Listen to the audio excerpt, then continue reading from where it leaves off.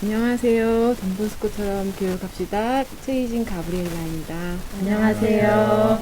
여러분들은 여러분이 만나는 청소년들과 친하게 지내는 방법을 알고 계신가요? 오늘은 청소년과 어떻게 우정을 맺는가에 대해 이야기를 해볼 텐데요. 현장에서 청소년을 많이 만나시는 수사님들의 이야기를 많이 들어봐야 될 것 같아요. 먼저 돈보스코 성인 사례를 좀 우리가 살펴볼 필요가 있는데, 돈보스코 성인은 청소년을 대할 때 단순한 이야기나 재미있는 이야기들, 그러니까 아이들이 봤을 때 재미있는 이야기로 이끌어 주셔가지고 아이들과 되게 친하게 지내는 그런 모습들을 책에서 많이 봤거든요. 그런데 청소년 센터에서 지금 청소년을 만나고 계시는 수사님들은 학교가 아니다 보니까 좀 더 대화의 주제나 어떻게 허용되는 범위가 좀 넓을 것 같은데 어떤 식으로 친교를 나누시는지 되게 궁금합니다. 먼저 백준식 수사님은 청소년들과 어떻게 친교를 나누실까요? 네. 아이들하고 이렇게 친해지기가 쉬운 일이 아닌 것 같아요. 많은 경우 친해지려고 이것도 해보고 저것도 해보고 막 여러 가지 해보는데 또 아이들이 그게 분명히 맞아야지 취향이 그렇죠. 그런데 제가 이 센터에서 경험한 것은 아이들은 노는 것을 좋아해요. 그래서 주로 친교는 운동장에서 생겨납니다. 그래서 저 같은 경우도 뭐 농구를 막 선수처럼 막 뛰어다니면서는 못했는데 그냥 농구 골대 아래에서 농구공을 이렇게 넣잖아요. 그건 누구나 다 할 수 있잖아요. 그걸로 많이 친해졌어요. 그러면 그게 뭐 10점 누가 먼저 내나 이런 시합을 해야 하더라고. 그래서 먼저 내면 사탕 내기. 그럼 보통 애들은 잘해서 저를 다 이겨요. 그 사탕을 따잖아요. 그럼 재미가 붙어서 계속 하자고 하는 거예요. 근데 저 같은 경우는 다른 사람들보다 농구를 더 못하니 이기가 더 쉽겠죠. 네네.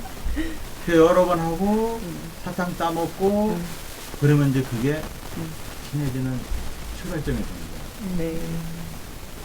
또 해요, 또 해요. 그럼 또 하고. 네. 그러면 조금 이제 마음이 이렇게 조금 움직이면 이제는 이제 다른 이야기를 하자. 친구가 생겨요.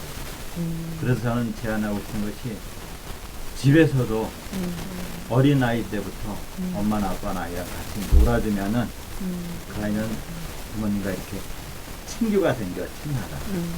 그래서 노는 것을 지나서 이제 자기 마음을 열고 자기 속 마음을 이야기를 하는 그런 결과가 나는 것이 분명히 좋았고 그건 교육적으로 도움이 된다고 생각합니다. 네. 수사님께서는 직접 놀아주시는 방법으로 친교를 나누시고 계신다고 합니다. 일단 시선을 맞추시고 그 다음에 그 이야기를 끌어낼 수 있도록 먼저 선행하셔서 이야기를 하신다던가 이런 식으로 친교를 나누신다고 합니다. 사실 신영옥 자매님 연세쯤 되면 청소년 만나기 쉽지 않으실 것 같은데도 그래도 만날 기회가 많으시죠? 자매님께서는 청소년들과 어떻게 친교를 나누시려고 노력하시나요? 그래서 친교를 나누는 게 그냥 단순히 알고 지내는 정도? 그 정도라고 생각하면 될 거예요. 저희가 지금 좀 전에 수사님께서도 말씀하셨지만 그 아이들이 속을 내보이는 게 굉장히 어렵거든요. 속을 저희가 얘기를 들어준다든가 하는 것도. 근데 이제 마음을 조금은 어른들이 그래도 나를 사랑하는구나 라는 생각을 할 정도의 그냥 대화? 예를 들어서 어디 아르바이트를 하는 청소년들이나 그런 아이들을 만날 때 그냥 대화를 이끌어 나가려고 노력하는 거. 스타일 변했네.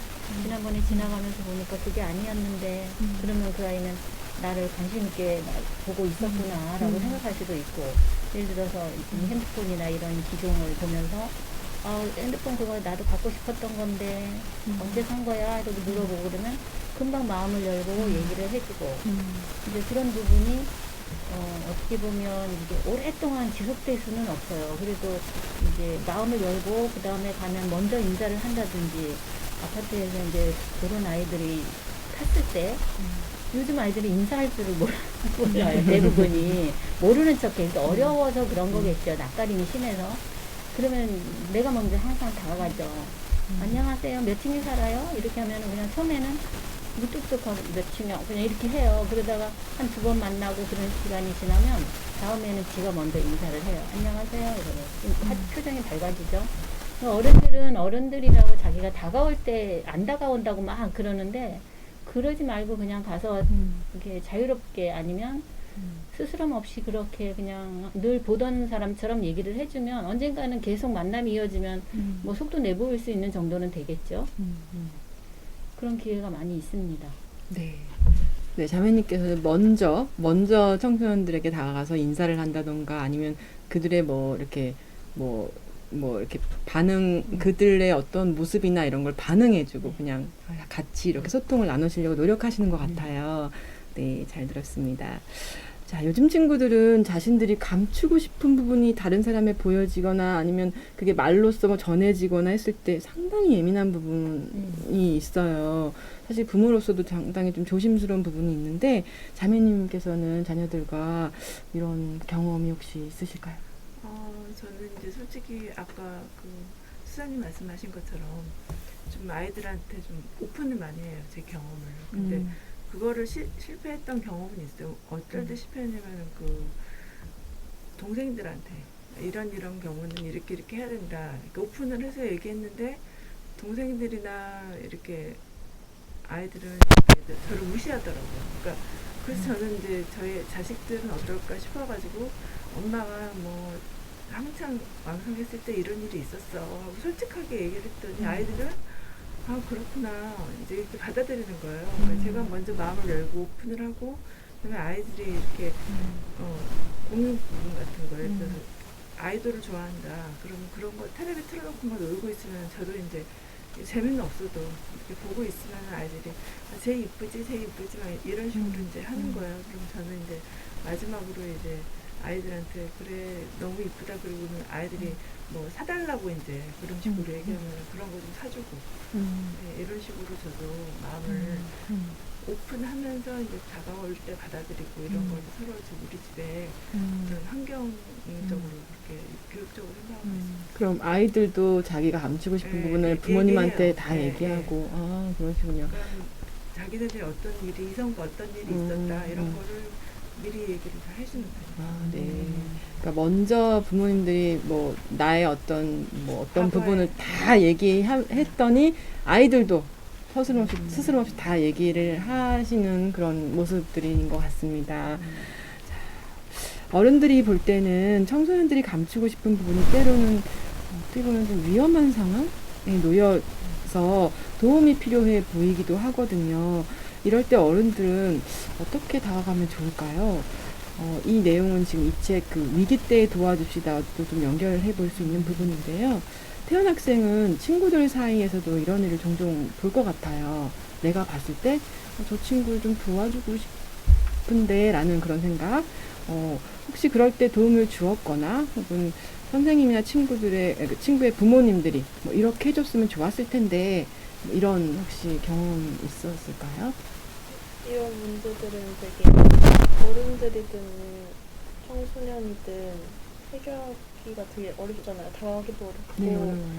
그래서 학교 같은 데에서 그렇게 어려움을 겪고 있는 게 보이는 친구들한테 도움을 주고는 싶은데 근데 제 행동이 어떻게 결과가 나올지 모르니까 되게 조심스럽기도 하고 그래서 어떻게 도와줘야 될지 여쭤보고 싶어요. 어른들한테 오히려 네. 지금 태연 학생 말이 좀 많이 공감이 되는데 어른들조차도 마음은 있는데 사실 쉽지 않습니다. 이렇게 어떻게 해줘야 될지 모르는데 이 책에서도 좀 제가 계속해서 느끼는 것은 우리가 빨리 그런 걸 눈치채서 적재적소에 우리가 아까 소통도 같이 하면서 이렇게 지속하는 그런 거 되게 필요한 것 같고 만약에 태연 학생이 그런 경험이 있다면 저희한테 언제든지 얘기를 해주시면 저희도 함께 도와주겠습니다. 네. 마지막으로 이 말을 전하면서 마칩니다. 청소년을 대하는 가장 좋은 태도는 단순하며 소박한 자연스러움입니다. 선뜻 우정을 나누기 쉬운 그런 옛날 친구처럼 말이죠. 감사합니다. 감사합니다.